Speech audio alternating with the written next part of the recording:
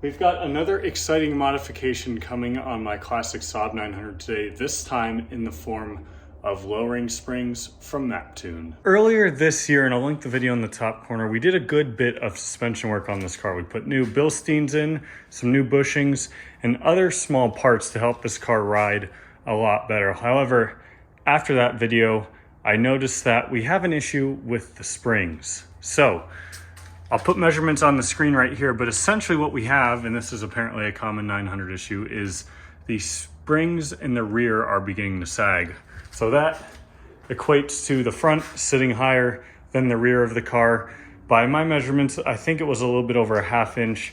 So it's pretty noticeable in certain circumstances. From here, you can't tell that much.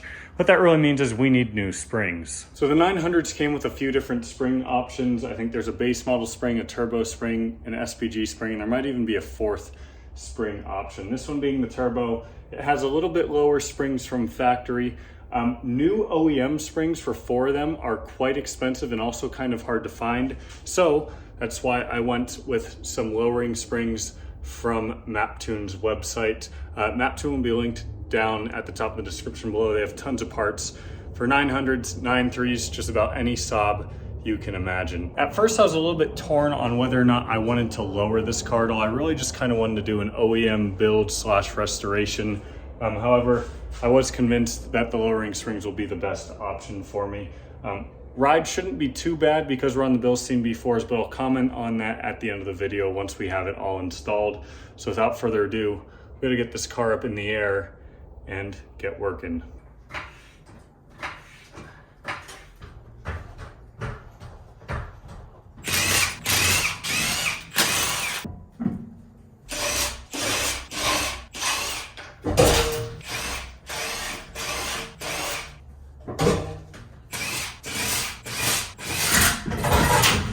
I want to start in the front here because in theory the front should be a bit easier. First thing we need to do is take off the bolt for the shock absorber. Oh man, what a pain. What I have here is a pair of coil spring compressors. I got these from AutoZone. You can rent them from most parts stores. So we just put one of these on each side of the spring and then slowly tighten them and essentially compress the spring enough to where we can remove it out of the car. So ideally you'd put these directly apart from each other. However, given the layout of this wheel well here, this is about as far apart as I can get them. So I will just slowly compress one and then do the other and kind of incrementally go back and forth. These are now extended so far that they're up against the top of the wheel well, so I can't move this even though the spring is compressed enough to pull it out. So I think I'm gonna have to find a different way to do this. My new strategy appears to be working better so far, however, it means I need to use a wrench. I have a new idea here.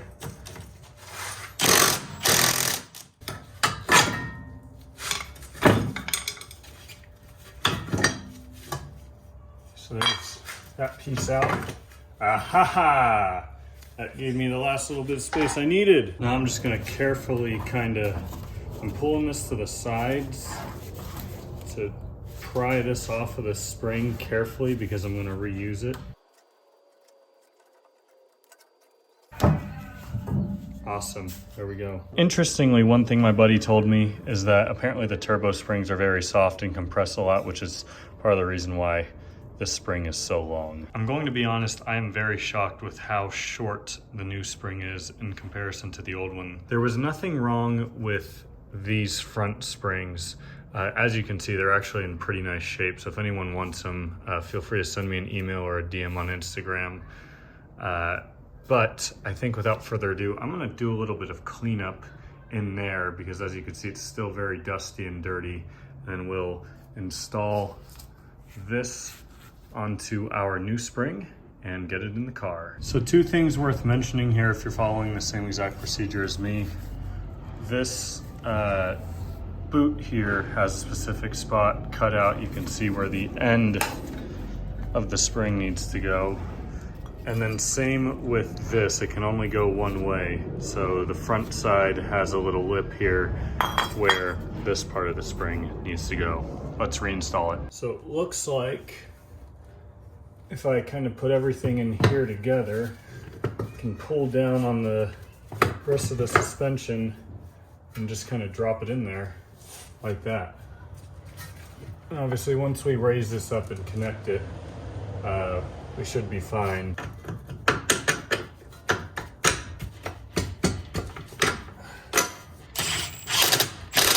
I'm gonna use my jack to lift up the lower control arm to line it up with the shock. One thing I did when I installed this initially was put Vaseline on here. So I'm going to do that again, clean this off and put Vaseline on it again so that way it can slide on and off easier without damaging this bushing.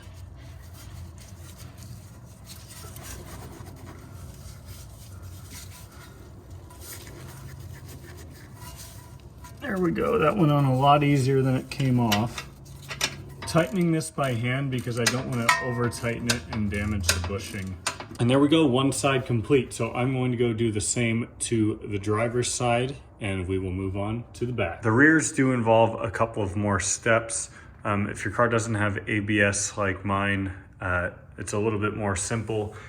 First thing we would need to do is remove this bracket for the e-brake. However, this is broken on mine, so we can skip that step. We need to remove the lower shock absorber bolt, similar to how we did on the front. So that just kind of goes right through there. And the best way to remove that is to jack up this spring link a little bit. After we remove this bolt and pop out the shock absorber, we'll then remove this lower bolt and nut for the spring link.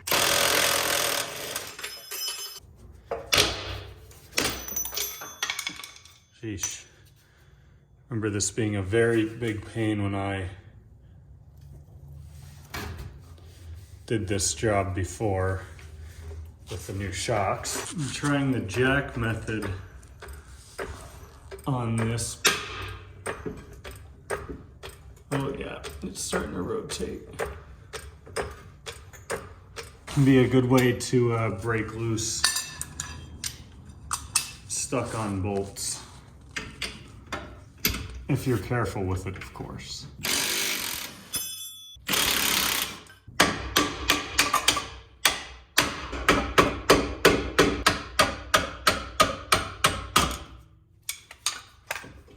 The Bentley manual is stating to basically do the same thing on the other side now.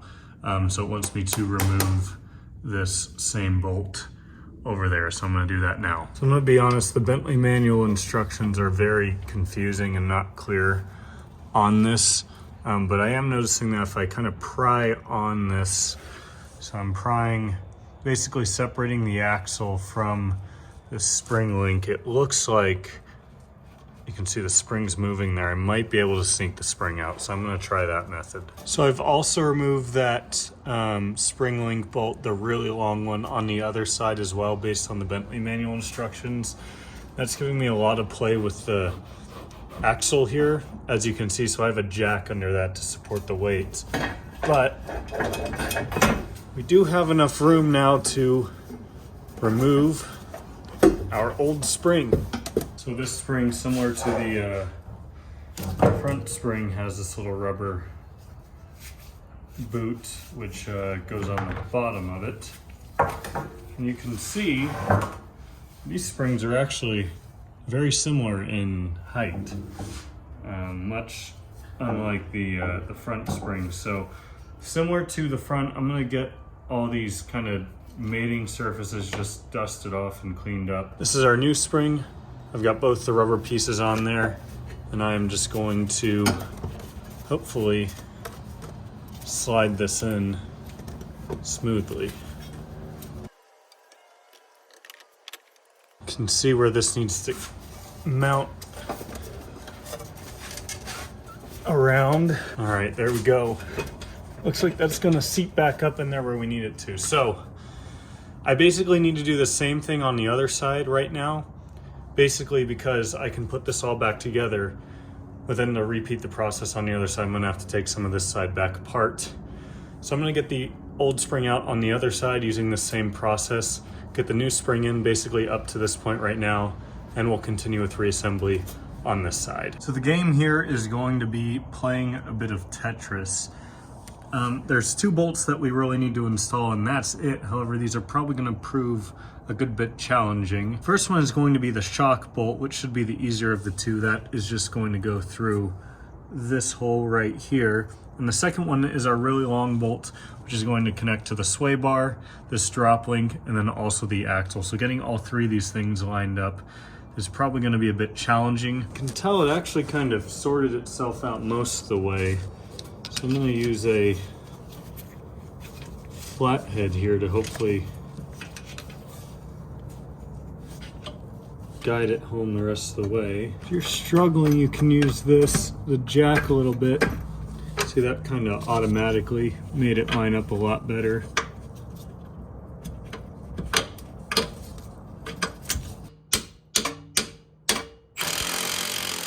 Our sway bar is a lot lower than the spring link. So what I did on the other side is I kind of jacked up the sway bar just a hair, and it looks like this one's moving a lot easier than the other side was. We can line that up, kind of get it through the spring link, and then I'll use a screwdriver to move the axle up and down to line this hole up with the axle, hopefully get the bolt through the whole way, and then do a little bit more prying if we need to get it out this other end. But this is quite a long bolt. By the way, if you're watching this video, this is what it's all about: building it better, building your cars better. If you'd like to check out some cool Saab merchandise, click the link at the top of the description. I'll also have a card in the video right here. But this is what it's about, people.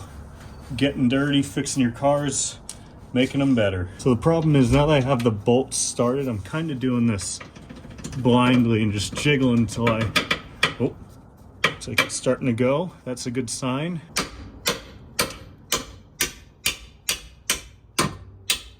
Moment of truth here.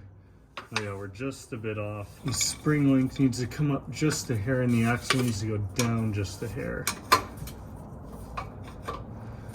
That's kind of difficult. Oh yeah.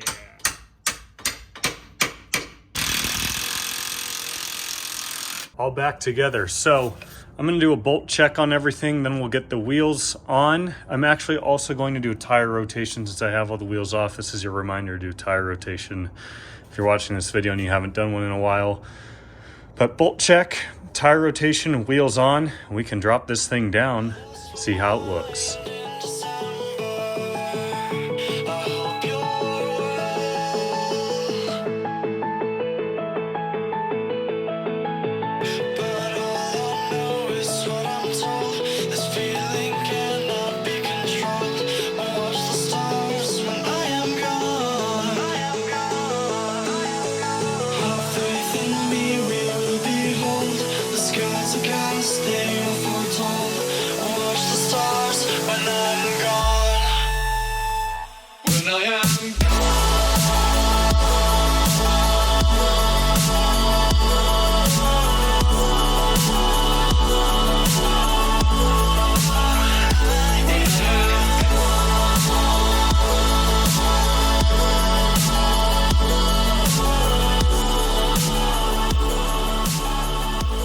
Well, here they are. The springs are done, and I have quite the first impressions to share with you all. So first off, let's discuss ride height. So I measured at the beginning of this video. The fronts were sitting at about 2 3/4 inches between the top of the tire and the bottom of the fender. In the rear, we were sitting at about 2.5 inches, same measurement. Now, afterwards, we are measuring a little bit less than 1.75 inches in the front and just over 1.5 inches in the rear. So we lost a little bit more than an inch in the front and about an inch in the rear. So the ride height is a lot more flat now. The car does not look like it's higher in the front and lower in the rear. I also want to correct where I misspoke earlier in the video. I said these are Map-Tune lowering springs. These are actually Les Hofer's springs, and I apologize to anyone in Sweden if I butchered that pronunciation. I looked it up before filming this, so hopefully that is correct. First thing I immediately noticed after putting these springs on is with the old springs, when you'd accelerate, and if you ever had blown suspension in a manual car, when you accelerate and then you go to shift, the car will go like this, kind of. It doesn't do that anymore. It actually doesn't have body roll in between gears. It's, I guess, technically body roll, but that is completely eliminated. It also, from a driving perspective, feels much more synonymous with my 9.3 and even my Audi. What I mean by that is it just feels a lot more connected to the road. You're not kind of floating over bumps, you're not having a ton of body roll in the turns. I mean, you still have body roll, of course, and you don't feel every little bump. We're on 15-inch wheels still, but it just feels more connected to the road. Like, it doesn't rebound quite as much over a bump.